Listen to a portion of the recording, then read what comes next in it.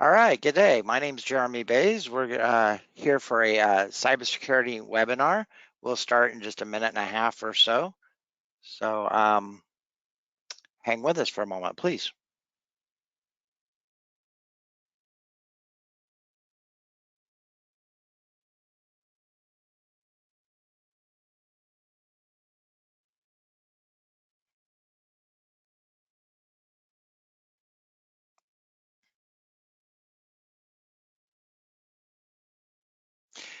Okay, my clock says 11 o'clock, so it's time to begin. First of all, I just want to say welcome.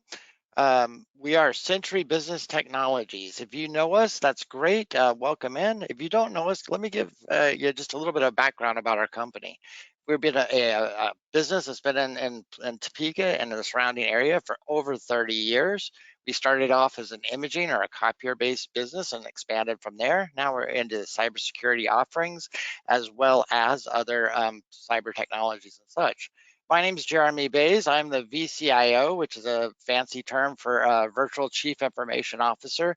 Think of me as Siri for your business. So I'm here to advise and direct you into technology with technology questions, as things of that nature, and I can help you in those manners. I've been with the company coming up here on 5 years. Before that, I was with a adult learning center, adult education institution, teaching cybersecurity and network information security and such. So this is a topic that's very near and dear to my heart. Many of you here in Kansas and actually other places have seen some of these cyber attacks that are occurring relatively recently, and it's probably on the forefront of your mind, thinking, what can I do as a small business owner or a medium-sized business owner? Or maybe you're thinking something different, that maybe my business is too small. Why would they even bother with me? We're going to be answering some of those questions today in our presentation and our webinar. And speaking of answering questions, we ask that you, if you have any questions as the webinar is progressing, please wait till the end and type those into the questions section. We will see those questions and respond and answer those. So we'll give you some time at the end to answer or to ask any questions that you might have and that we can answer for you. With that in mind, I'd like to introduce our presenter today. Her name is Natalie Suarez. She's from ConnectWise. She's our Principal Solutions Advisor, and she's going to be taking our webinar from this point forward. So Natalie, thank you so much for being here and virtually with us in Topeka, Kansas and the rest of the world, and I'll hand it over to you. Well, great. Thank you for having me. So this is my intro. I guess it's my street cred. Really, the only thing I consider important on here is that I'm technical. I did start as a software developer, and also that I'm passionate about my family, threat intelligence, and Lego. So, but that's another webinar, the Lego, I mean.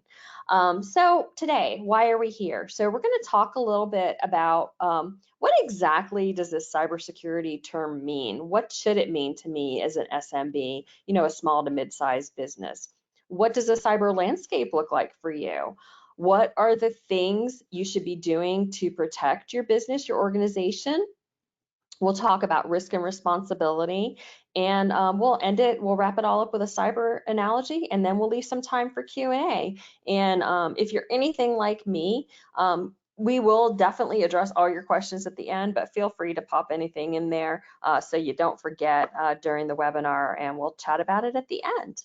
So, what exactly is cybersecurity? I feel like, honestly, it's just one of those terms that we have said it and heard it so many times that it really almost has lost its meaning. So I love this quote because this is one of my favorite movies.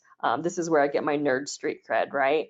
And before I share the actor, just think a minute. Maybe you could post in the Q&A if you know who this is, and we can see who on this is a great movie buff or nerd like me. So this is actually Inigo Montoya from The Princess Bride, and I just love that movie. I adore it. But seriously, what is cybersecurity really about? Well, cybersecurity is all about risk. It's about managing your risk. It is not strictly IT, and we'll talk a lot about that throughout this presentation, and I'll show you why it's not all about IT.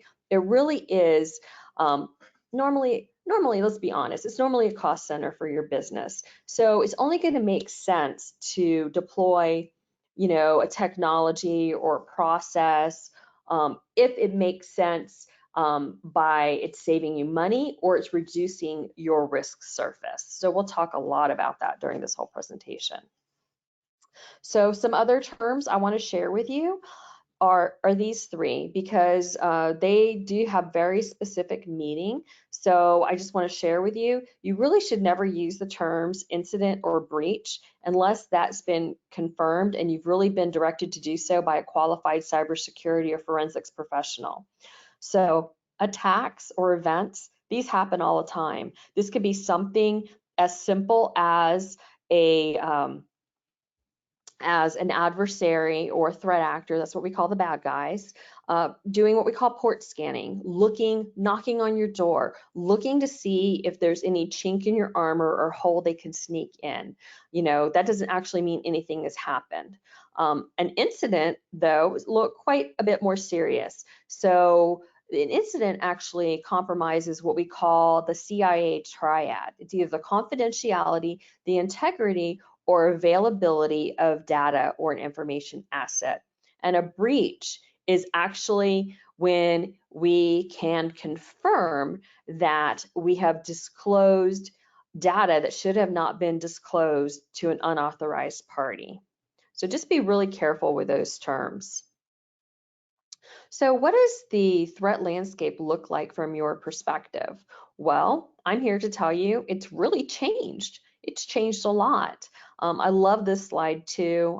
I guess I have a strange sense of humor as a nerd, but back in the 90s, we didn't get into strangers' cars. Most of us, some of us did, but most of us didn't meet people on the internet, for goodness sakes, right? And now we literally take this device, which is, oh, by the way, much more powerful than that computer I owned in the 90s, right? And we call via Uber or Lyft or whatever, and we literally summon strangers from the internet and we get in their car. Most of the time, nothing happens. So what are some of these challenges in this new frontier of cyber that you face as an SMB? And oh, by the way, also in this industry, we just love our acronyms. So SMB, I'm just referring to you guys, small to mid-sized businesses. One of those, like I mentioned earlier, is probably cyber confusion. Cybersecurity is not an IT challenge, believe it or not. There are IT components, of course, but it's a business challenge because it's all about managing your risk, right? I am in the business of cybersecurity. Century is in the business of cybersecurity. Most likely you are not in the business of cybersecurity. So you have to manage cybersecurity with the competing priorities or the number one goal or business objective that you have in mind for your organization. A lot of you have remote staff. You didn't have to deal with that before COVID. And getting that remote staff to come back to the office, that poses challenges of itself. But having those remote workers does what we call, it increases your attack surface or your risk surface or your risk profile. Maybe because your primary business isn't cybersecurity, you don't have anyone who has any cyber skill set or has very little knowledge. Perhaps, like I said, not an IT challenge alone. Maybe you don't have written incident response plans or business continuity and disaster recovery plans. Those are policies and procedures and processes that are very important to manage your risk. And those should be written down. The time to figure out what you should do in crisis is not during a crisis. And of course, everyone's favorite, inflation, right? Milk, bread, eggs all cost more, and so does responding and recovering from an incident or a breach. Global legislation. You may say, well, I'm not a global company. Why does that matter to me? Well, guess what? Global includes the United States. And, there's new privacy legislation and compliance laws that affect what you do cyber-wise all over the place these days. And the reason that should matter to you is because this is not, your compliance with this legislation is not based on where your business is located. It's based on where your clients are located. So you have to be very aware of that. That's another reason to partner with cybersecurity experts like Century, because they're going to keep the finger on the pulse of that. Cyber warfare. We actually saw a drastic reduction in the amount of ransomware when the conflict began between Ukraine and Russia. Unfortunately, it's way back on the rise again. But the other thing to consider is in kinetic warfare, the tanks, the weapons, the body armor, those are all collected once that kinetic warfare, once that conflict is over. What are you going to do in cyber warfare? You think those guys are going to willingly hand over their technology or their computers? Probably not. And then the last, but I would argue one of the most important challenges that you face as an SMB is reputation damage. You cannot discount this. We see breaches for large organizations like large banks and large entities like Target, Home Depot, Lowe's, Facebook, and some of those businesses are almost what I would call too big to fail. But competition is stiff in today's market, and you cannot discount what reputation damage can happen to you if there's an incident or a breach that you have to share with your clients. So Jeremy mentioned this earlier, you guys are targets. 82%, the majority of ransomware attacks are targeting SMBs. And let's talk a little bit about the how and why. So I like to bring in resources from reputable sources. I'm sure most of you have heard of Verizon. You may not realize that Verizon provides this report, this data breach investigations report, but I'm sure you've heard of the name. And they say right now that the three main ways bad guys get into your system and cause an incident or a breach are credentials, phishing, and exploit vulnerabilities. Exploit vulnerabilities, think of those as mistakes or holes in software where someone can get in. It could be hardware, software, whatever. Think of that as exploit vulnerabilities. Phishing, I think we're all familiar with the phishing scams, the phishing emails that want you to click here, right? Credentials. Credentials is by far the #1 way bad guys get into your system. And we're going to talk about that, I believe, on the next slide. Oh, actually, no, I lied. We have a quiz. I forgot about this. So if you're brave, I won't call you out. The other participants can't see your answers. Only the three of us organizers and panelists can. So what percentage of breaches do you think involve the human element? And I'll give you a couple seconds because, again, I just want to see what you guys think, and we'll talk about it. So believe it or not, the answer is 74%, and we're actually doing much better. The previous year, the number was 82%. And I want you to realize that a very small percentage of this is insider threat.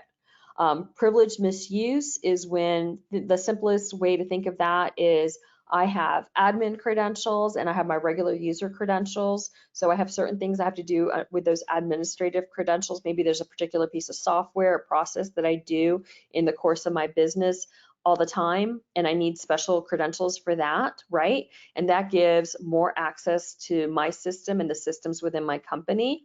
And then I have my everyday user credentials for reading my email or doing my chat or stuff like that.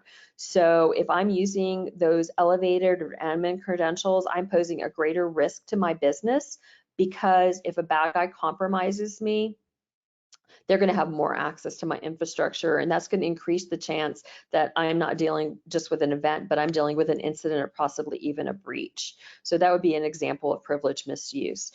Stolen credentials or social engineering, tricking people into giving information, those little Facebook quizzes that ask you for, what was your favorite car? What was your first car? What's your favorite color? Don't ever answer those. They're trying to social engineer information out of you to be able to guess your passwords, and they're not guessing your passwords manually. They're using automated means. And oh, by the way, The primary motivation for these attacks is financial. Why hit one big, large enterprise that has a rock solid infrastructure that's going to be very difficult for me to get into when I can automatically hit a large number of SMBs at one time and get a quick and wonderful payout, right? So more about how times have changed. It used to be when I started my career that to be a threat actor or an adversary, as we call them, you had to know how to write software. You had to understand how networks operated. You had to understand network protocols, all that great stuff. You had to be really technical. Unfortunately, that is no longer the case because these bad guys have set up what we call ransomware as a service, which they are a true enterprise. So what they do is they make their services available to anyone who can access the dark web, and anyone can access the dark web. If you just want to Google how to do it, you'll find information. Super simple to access, and some cryptocurrency. And I can buy whatever I want to buy on the dark web, even beyond ransomware, unfortunately. And they have help desk, they have user manuals, they have payment processing centers, they have call centers, they have everything you need to be a bad guy. Lockbit, who was actually, their operations were greatly disrupted, I'm proud to say, by the US and other international organizations very recently. And they were a particular one offering ransomware as a service, but they're not the only ones. And even if you pay the ransom, chances of getting your information back are really low. Only 4% of those who pay the ransom recover 100% of the data. Normally, the average is about 61% of your data recovered, and you don't get to choose whether that's your business critical information or, that is, HR information or client information. You don't get to choose, unfortunately. And as you can see, those numbers are going down quite a bit. And even beyond that, number one, I personally don't recommend you ever pay a ransom because you're really supporting a lot of bad stuff. You're supporting more ransomware, more malware, you're supporting the drug trade, human trafficking, even terrorism. So it's really not a good idea to pay that ransom. And even beyond the ransom, these bad guys are smart. And like I said, financially motivated. They do not even take the time to encrypt your data. If they do, that's one part of this quadruple extortion. But then they're launching against you what we call DDoS attacks. That's distributed denial of service attacks. All you need to know about that is that makes your resources unavailable to you. Like you wouldn't be able to pay your vendors, you wouldn't be able to provide services to your customers, or or your resources unavailable to your customers. Maybe your customers can't contact you, they can't place orders, they can't access your website for information, things like that, which can really be extremely disruptive. Also, of course, they're going to ask for, if they encrypt you, they're going to ask you to pay them for that. They're going to ask you to pay them to stop the DDoS attack. They're going to ask you to pay them again when they say, hey, I've got your data, and if you don't want me to release it on the dark web or to the public, you're going to pay me again. And guess what? The fourth thing they're doing, they've become really bold. They're actually, remember I told you about those call centers? They're actually picking up that phone and calling your clients and saying, hey, I breached this business that you're working with, and here is your personal information that I have.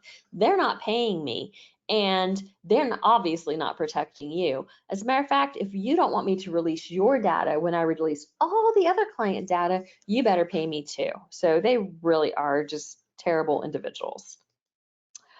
What does the current landscape looks like? Well, here's a bunch of stories, a bunch from your area. Kansas, riskiest state for cybercrime for the third year in a row. Number one, congratulations, guys. So, if something appears funny, it is. Don't click on that link in an email. Don't give away your password or your personal information on that phone call. One thing that has not changed with cybercrime over the years is they're always going to impart a sense of urgency, which should probably make your spidey senses tingle. So that should be your cue to be very careful. This cybercrime article is about ransomware as a service that I was just telling you about. There's some Topeka patients that were affected by this ransomware attack. K-State had a cyber attack that disrupts class on first day of the new semester. The city of Pittsburgh, Kansas, not Pennsylvania, experiences a cybersecurity incident just a few months ago. I also have stories on here about ChatGPT, OpenAI, and Facebook. You can see also your court systems recently had a security incident, and I think this actually happened a little while ago, but they're still seeing the effects of this incident. You may ask, some of these are big businesses. Why should I care? Well, particularly with things like Facebook or ChatGPT, you really should care. So a good cyber practice, and something I see a lot of, unfortunately, is remember that credentials, how are these bad guys getting your credentials? Well, you may have staff that is using their business email and that same password that they use to access your infrastructure to access their Facebook account or to access their ChatGPT account. And when those sources are compromised and there's actually a breach, what happens is that information appears on the dark web for sale. A bad guy buys that information and then they use automated means to come along and try those credentials everywhere they can, including your business. And that's why the credentials are so high. Of course, if you're not using good passwords, of course, there's still brute force attacks. But remember, this isn't some person sitting in their mom's basement, wearing a hoodie, eating Cheetos and Twizzlers and drinking Mountain Dew. They're doing this, well, they might be doing all those things, let's be honest. But they're doing this automated. They're not sitting in here banging away at their keyboard manually trying to get into your environment. They are actually doing this all via automated means. And some of the attackers are using things like AI now. Now, of course, the good guys were using AI too, so I'm not all doom and gloom here. But one of the attacks that's being used by AI, and of course with real people as well, is these fake girl bots, or it could be a fake guy bot too. So, this happens with senior citizens, especially. It also happens with business leaders where they get tricked into investing. It's an investment scam where they get tricked into investing in an investment that's not really real, where they lose a lot of money. Now, with the elderly, it's typically called pig butchering. It's a romance scam. So, they think they have established a relationship with somebody, not really a real person, and they get them to invest. It's a very elaborate scheme where they get them to invest. There's websites set up showing how great the investment is doing, and not until they try to get their money out or, really put their foot down and really want to meet this romantic interest in person, and of course have invested money too, because the whole goal is to make money, do they find out that they've been taken for a ride.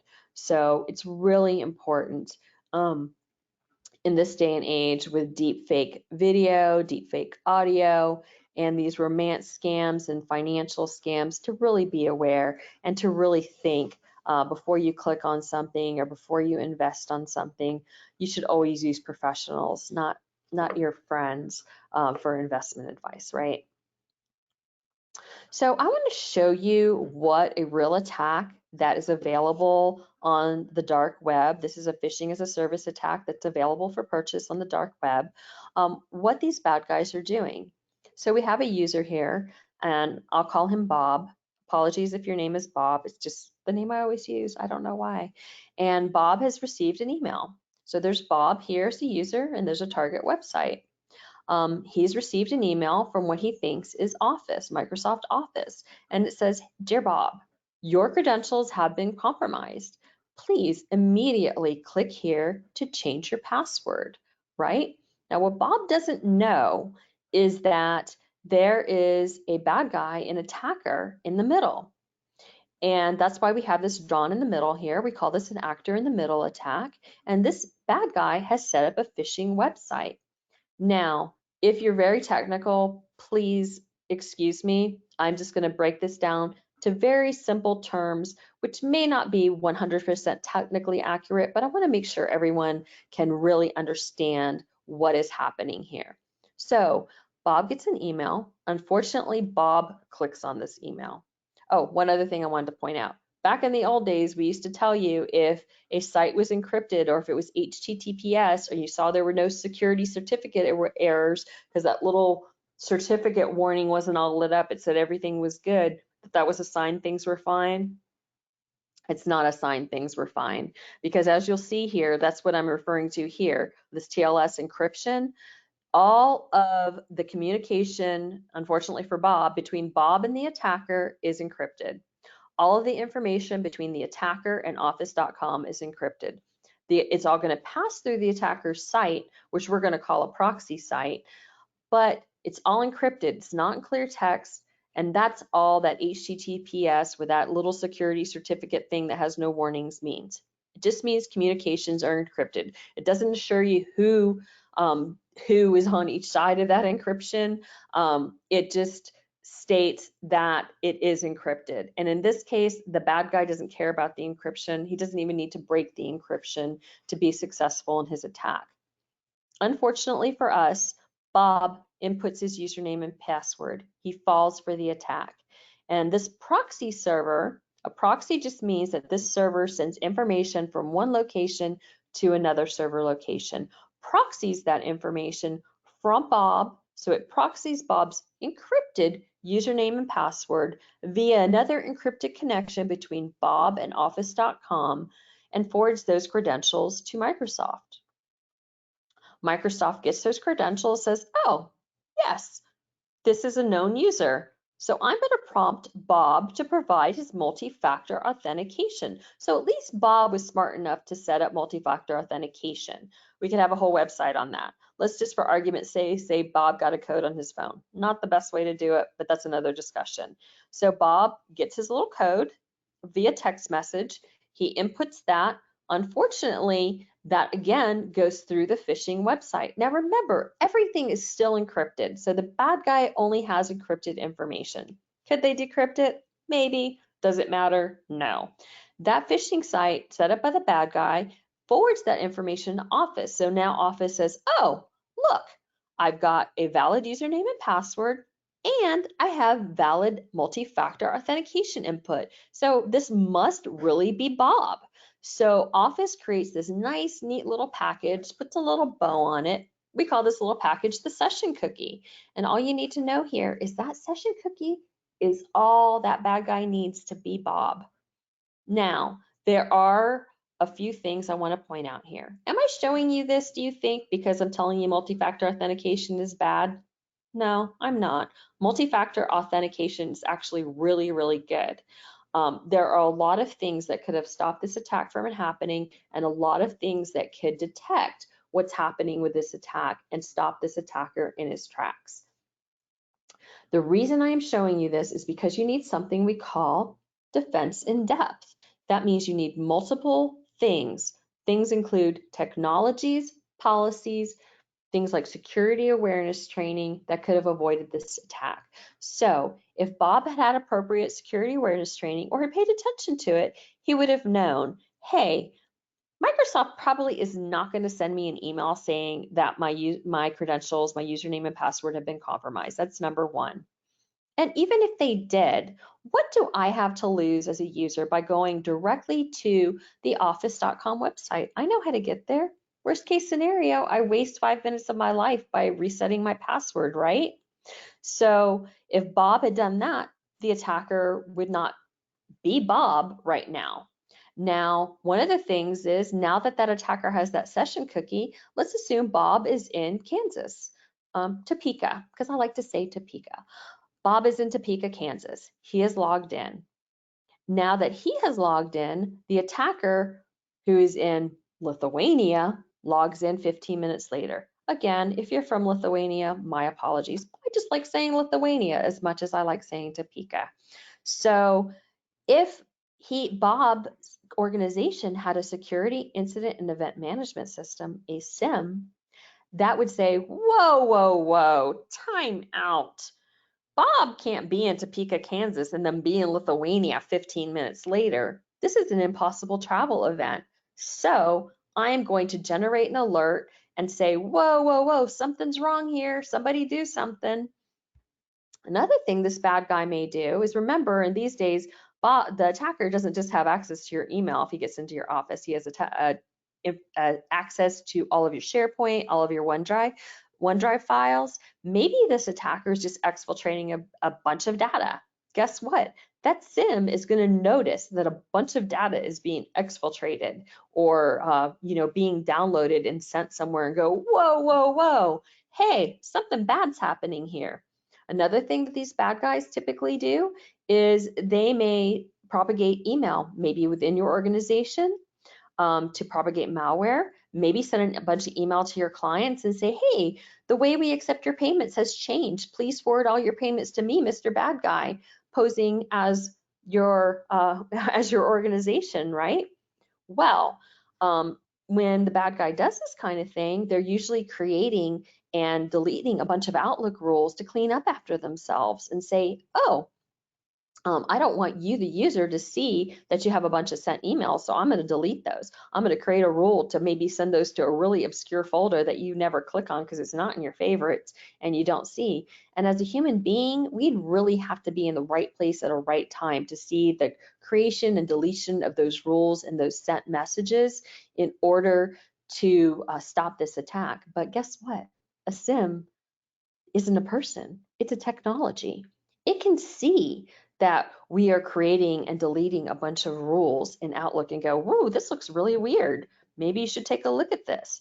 What if the attacker uses this as an opportunity to distribute malware within your whole organization by sending a bunch of, maybe you guys are working on a project with Bob and Bob sends an email and says, hey, look at this information I found about our project, and includes a link or an attachment. This is what I'm going to tell you right here. Never ever click on a link, attachment, or follow a QR code unless you know the user and you're expecting it. Okay? But if you fall for it and you click on it, there's another technology called an endpoint detection and response system. And if you click on that bad attachment that's trying to now take over your account, that EDR should pop up and say, whoa, whoa, whoa, something's going on. And guess what? An EDR can take action. That EDR can say, whoa, yeah, this is a Microsoft Word document. This shouldn't be launching scripts trying to do stuff on my workstation. Let's stop this activity and notify someone right away. So that's just a couple of examples. And really, I could do a whole webinar on that. So what should we do to protect ourselves? I'm a tech nerd. I would love it if it was all technology. If it was all technology, we'd probably have all these problems solved by now. But unfortunately, we have to rely on people, process, and tech. And I like to call this a three-legged stool. What happens if one of the legs in a three-legged stool is shorter than the others or is missing altogether? That stool is going to fall over, and so is your cyber protections, right? So one thing we're all familiar with is those financial scams where poor Bob. Bob, the CFO, the Chief Financial Officer, gets an email from Jen, the CEO, who's just gone on vacation, and saying, hey, Bob, I'm not going to be available, but we've been talking about buying this piece of equipment, and dude, I really need you to just buy this piece of equipment and get this purchase, and here's all the information you need to buy this piece of equipment. And it could be thousands, tens of thousands, hundreds of thousands of dollars. You're just not going to be able to reach me, Bob, but this is all the payment information. This is everything you need to do it. And you know what? Bob makes that payment. Why did Bob make that payment? And in this case, it doesn't really matter if that was someone impersonating Jen, the CEO, or if Jen was compromised and the email really was from her account. Bob clicked on it or followed the directions and sent this payment for this piece of equipment, which, really just paid a bad guy, right? Because he didn't get trained on the, hey, unless I'm expecting the email, unless I know the person and I'm expecting the email, I don't do what it instructs, right? Or, maybe, or definitely in this case, there weren't safeguards or processes, policies, and procedures set in place to prevent this kind of error. Of course, Bob had the technology because he sent that info. And that's just one of many examples of what can happen when you're not considering all legs of this three-legged stool. So what does defense in depth look like? Well, this is what it looks like. It looks like that MDR, that is that endpoint detection and response I was telling you about, combined with a SOC. It's this DNS, domain name service, and web filtering to keep out bad sites or URLs, both not allowing your staff to access them or not allowing them, not allowing information to go to them. Security awareness training, access management, identity access management, privilege access management. Again, a SIM. And unfortunately, we don't have time to explain all of these technologies right here, but I'm sure Century Business would love to have a conversation with you. And guess what, guys? If you want reputable, comprehensive, and affordable cyber insurance, you need to have all of these things. Excuse me. And please note, I said if you want reputable, comprehensive, and affordable. Of course, you can have cyber insurance without all these things. But if you want reputable, let me say it one more time, comprehensive, and affordable, you will have all of these defenses in place. And they are not all technologies. So let's talk about a not fun subject. Who wants to talk about responsibility, right? Okay. Everyone focus for a moment. I want to share some stuff with you here. Notice first off, this is a circle. This is a line. This isn't about me pointing fingers at you or you pointing fingers at me. No finger pointing at all.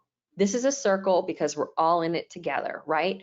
But you business owner, business leader, you are the data owner. You own the liability for protecting what you have. And there are many reasons why you own that liability. Number one is we could have two businesses in the exact same business vertical who have very different business objectives and very different risk tolerance. That means you're not going to do the same things in your cyber program. Also, and it doesn't mean either one of you is wrong. You just have different ways of approaching it, right? And of course, you're going to set that budget for protecting the data. Unfortunately, I mean, I know we all wish we had unlimited budgets, but that's just not reality, right? So therefore, you have to prioritize what you do.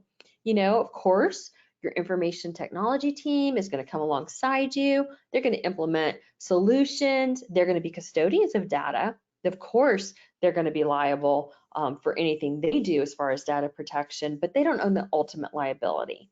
The data owner does. And of course, the cybersecurity professionals, the information security professionals, what are we going to do? We're going to share that risk insight information. Century is a business just like you guys. Of course, they understand business objectives and risk tolerance, and they're experts in cybersecurity. So they're going to give you the information you need to make those wise decisions. And it all boils down to this. What risk level are you willing to accept to protect your most valuable assets? So, a lot of times we hear, hey, why would some bad guy want my data? Well, all your data has value, believe it or not. And I'd argue that that's even the wrong question. The real question is, can you do business without your data? That's the real question. But just for fun, I thought I'd gather here kind of some trivia on what data is worth on the dark web. And surprisingly enough, our social security number is only worth $1. But I would challenge you to Google what an infant social security number is worth. You will be thoroughly terrified and impressed and awed all at the same time. And personal note here, personal piece of advice, if you have small children, I know somebody on this call had a baby yesterday, so congratulations. And lock your children's credit report. Again, back in the old days, I didn't get a social security number until I started driving around 15 years old. But now you get them at birth. And you're not using it. So you wouldn't know if someone had compromised your child's credit. So lock your children's credit reports. I want to point out here though, because this is a business discussion, that access to your corporate network is on average is 2 to 4K. This is a double-edged sword. This is not outside the realm of possibility for someone to come along who's just playing along to say, hey, you know what, just for fun, I'm going to buy access to a corporate network. I'm going to buy myself some phishing as a service or ransomware as a service software or pig butchering as a service, and I am just going to go to town because it's really 2K. that really is not a lot of money to really wreak havoc in your business. So I just wanted to share that with you. So let's talk about cybersecurity. I'm trying to talk in terms that you can understand. I think I have done a fairly good job at this point. If not, feel free to ask questions. I'm happy to enlighten or expound on anything that I've brought up here. So, but let's be honest. I'm a techie nerd. Century cyber people, techie nerds as well. Sorry guys, you're techie nerds like me. So we have to translate when we're talking to businesses in different verticals. And how do we translate so that we understand each other when we're talking in cyber terms? Let's talk about that. Well, I love analogies. This should drive it home for you. So everyone lives in a home. Doesn't matter if it's a house like this one, doesn't matter if it's a condo, apartment, RV, whatever it is, it's your home. It's where you lay your head at night, right? How do we protect our homes? So the first thing we have to do is, what do we have in our home that we want to protect? What do we identify? And if you look at this slide, if I were having a live audience here in person, I wouldn't be sharing the answers right away. I'd be asking you, what do you have in your house, right? And even beyond that, we have to categorize it. If the TV I bought yet last week gets stolen by a bad guy, I'm super sad, but most likely my insurance is going to give me a much better TV because they don't make that old model they made a week ago anymore. But if someone gets hold of my home computer or my work computer, there's going to be data on there that I'm going to be super concerned about. Home computer, since we're talking about home, information on where your kids go to school, your retirement information, your healthcare information. I don't know if you noticed that's worth a lot of money, right? That's a much different story.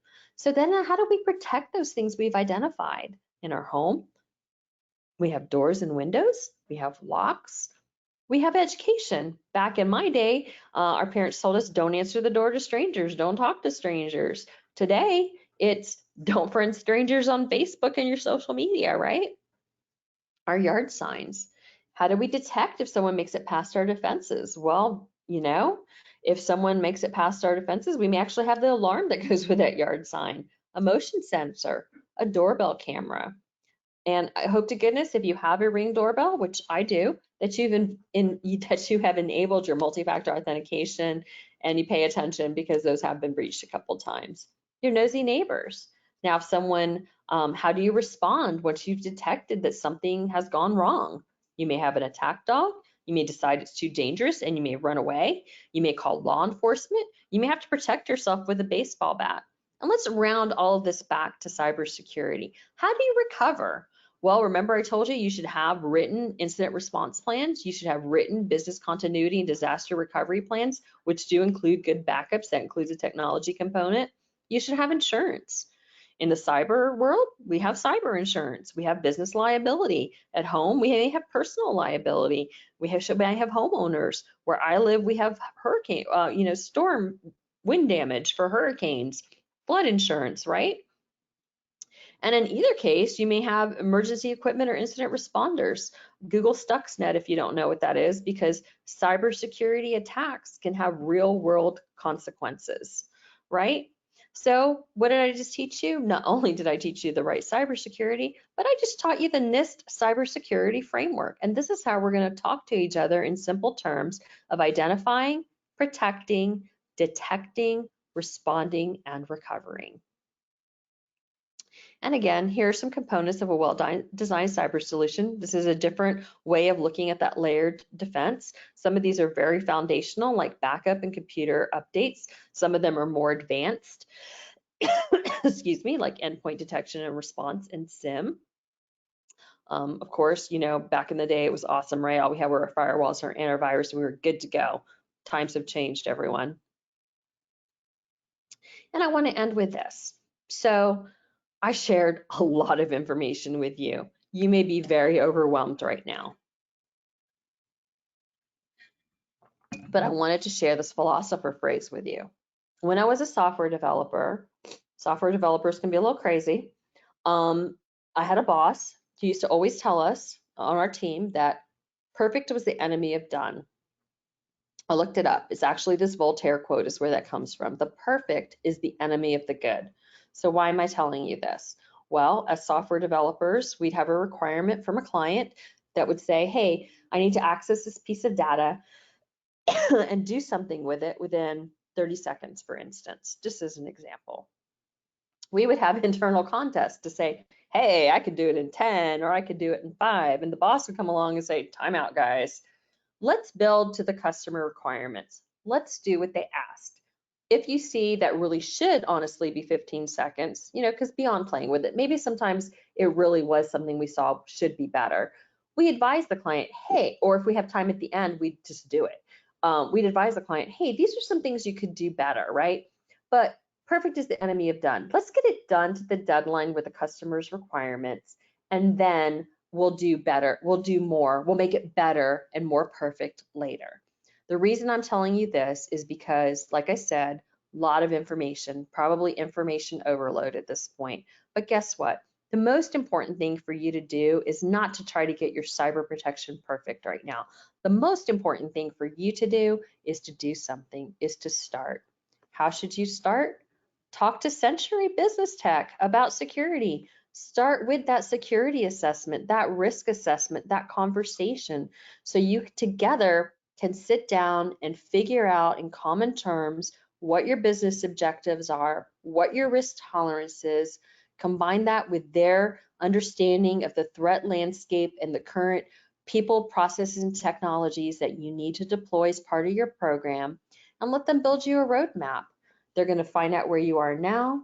They're going to make recommendations on where you need to go. And as you work together, that's how you get something done. Don't let perfect be the enemy of done for your organization. And with that, why don't we go ahead and open it up for Q&A? So let me see if I can see anything in here. Let me go to the Q&A section. All right, Jeremy. So let me start with you. Is there anything you think we warrants a little more discussion with the audience, or should we just move right into the questions? Yeah, let's jump into the questions there and see what we have going on. I basically said if we needed to prime the pump a little bit, I can help do that to get your questions flowing and such, because some of our customers and our clients and those on the call may need just a little prompting or and such. But the main idea that I'm looking at here as we're going along is that small and medium businesses are not excluded from Oh, cyber attacks and such. they are Um, very big targets. So what the attackers do is we call it a pray and spray. So they'll go maybe to the dark web and buy a bunch of credentials, and they'll use automated methods to do that pray and spray, where they'll try to knock on the doors. And again, back to the home analogy, right? If there's somebody casing my neighborhood, right? And they knock on my door, and they jiggle my doorknob and my door is locked, but they jiggle my neighbor's door and their door is not locked. Where is the attacker going to go yeah, first? So when they pray and spray, if they find open network ports, or if they find credentials that work, that's where they're going to go first. And like I said, with the advent of AI, it has just gotten that much easier. It just lowers the barrier. I don't want to scare anybody. We're the good guys. We're using AI too. We're using it to automate. We're working it back into our products to protect you.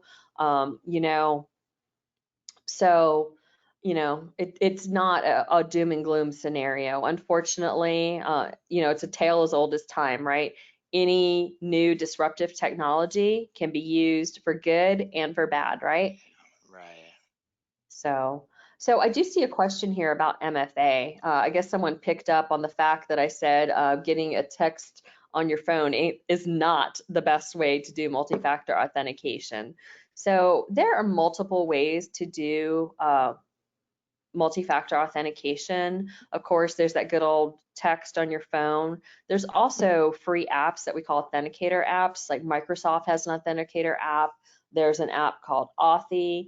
Google has an authenticator app. And the way these work is they actually generate a one-time access code. So like with my Ring camera, what happens is I use a that OTP or one-time password code, right? And it'll ask me, it'll say, okay, well, I need your code too to verify it's you. So I just open the app on my phone, right? That's of course secured with my biometrics, with my Face ID, and then I'll type in that code. And that's better than the phone for many reasons. One, because of something we call SIM swapping. And there's actually some other technical reasons why it's not as good on your, as a text message isn't a really great way to do it. But SIM swapping is when someone tricks, social engineers your phone carrier and tricks them into actually giving them your phone number, right? So now their phone is now your phone and they could be you, right? So they could get your text messages or your emails or whatever, right? So that's one of the reasons that it's not a great way to do it. You know, there's been a lot of talk about going to pass keys, which are secured by biometrics, versus passwords at all. That's also a very secure method. I use something called a YubiKey, which is a hardware token where I can use that. And maybe I can use it with my Ring. Now that I've said that, I'm going to go check if I can use my YubiKey with my Ring doorbell camera versus even that authenticator app. And that's something you have and something you are. So you know, that is a key that's in my possession as long as I don't lose it, right? That's a really great way to you know, to do multi-factor authentication. And I understand that some places that we interact with don't allow really anything but that text message. One piece of advice I would give is I know, you know, I don't want to call out any industry on this call because I'm here to make friends, not to not to call anyone out. But there are certain industries that will ask you for those security questions, right? To secure your account. So like I'll log into the site and it'll say, okay, tell me, you know, what was your mother's maiden name, or what was your favorite color, or who was your first boyfriend, you know, something like that, right? And my advice to you there and that this is to protect yourself from them, really. What if some help desk employee gets scammed because someone could guess the answers to your personal questions, right? So me personally, I use something called a password manager. That's also a good way to protect yourself. And honestly, if you learn to use a password manager, it actually makes your life simpler. I'm not gonna lie, there's a little bit of a learning curve, right? But it makes it simpler to rotate passwords. It makes it simpler to log into accounts on multiple devices if you have that password manager, right? One thing I use my password manager for is, you know, those secret questions like mother's maiden name, favorite color, first car, first boyfriend. I lie. I give just totally off the wall crazy answers, and I store those in my password manager. And, you know, so if, you know, someone calls my cell phone carrier and pretends to be me to try to SIM swap me, right? They're not going to know the answers to my secret questions or be able to guess them, right? Because they're insane. I don't even remember them. They're in my password manager. But that's just some ways you can protect your organization and protect yourself. A lot of these things we talk about to protect your organization can protect yourself and your family as well, right? Very good. Thank you. Yeah. So Indigo Montoya is probably one of your answers there, huh? Yeah. Okay. No, it's not, because that would be known because I just shared that with all of you. That's very true. That's very true. All right, we had a question come through, and I'm going to kind of paraphrase what it was saying, but essentially they're saying, how much experience do I need as a bad actor or something? A script kiddie versus you know, a professional hacker or something. Can script kiddies cause damage? You need zero experience. All you need is access to the dark web and some cryptocurrency. And even if you don't want that, gosh, you can learn how to do anything on YouTube. True. Very true. Anything. You can learn how to access the dark web. You can learn how to use Chat GPT and really wreak some havoc, you know. I did for a client, I did a live demonstration of using Chat GPT to create phishing emails. And all I had to do was tell Chat GPT I was doing it for security awareness training. And I created, like, in less than a few minutes, for really, really convincing, grammatically correct phishing emails. Yeah. without any personal information about my target. Now, if you're one of those people who answers those quizzes on Facebook, please don't be. Just please don't be. And I had access to that information as well. You know, I really could have done some really great phishing emails, right? Very good. Very good. No more I go school is the tag and such any longer, huh? Yeah, Mm-mm. AI changed all that. All right, I think we're AI is not new. clear. It's just new for everyone here. Right. New for the masses is what I call it. Not new, but new for the masses. Very good. I think Yeah. we're clear at this point. So Natalie, thank you so much for taking an hour or so out of your day to be with us and such. If you're on the line still, look for this is part one of our cybersecurity training and such. So part two is going to be coming to you pretty soon. Part two is going to be dealing with endpoint protection and such, a little bit beyond just running an antivirus once a week or once a month or whatever. Little There's bit, a lot. Jeremy. Okay, a lot more goes into it than clicking, yeah, what is it, malware bytes or something, or Norton or something. So we're Exactly. going to be talking about that next time. So look for that email coming up from us. You'll also be receiving a kind of a follow-up email from us with some surveys and some polls and some interactive information. If you need anything from us at Century Business Technologies, give us a call, send us an email. Our telephone number is 785-354-7000. Once again, if you don't have one of these old-fashioned things, it's 785-354-7000. And true to my word, we have a swag pack here with a used gift card and some stolen chocolate, a pen I found on the floor, a staple and stuff. I think we'll give that to Julie Falk because she's one of the only ones that emailed me back and said, I want to register for the swag pack. So we'll do that. So there you go. Thank you so much for joining us, and we will see you next time. Yeah, everyone have a great day. Take care. Thank you.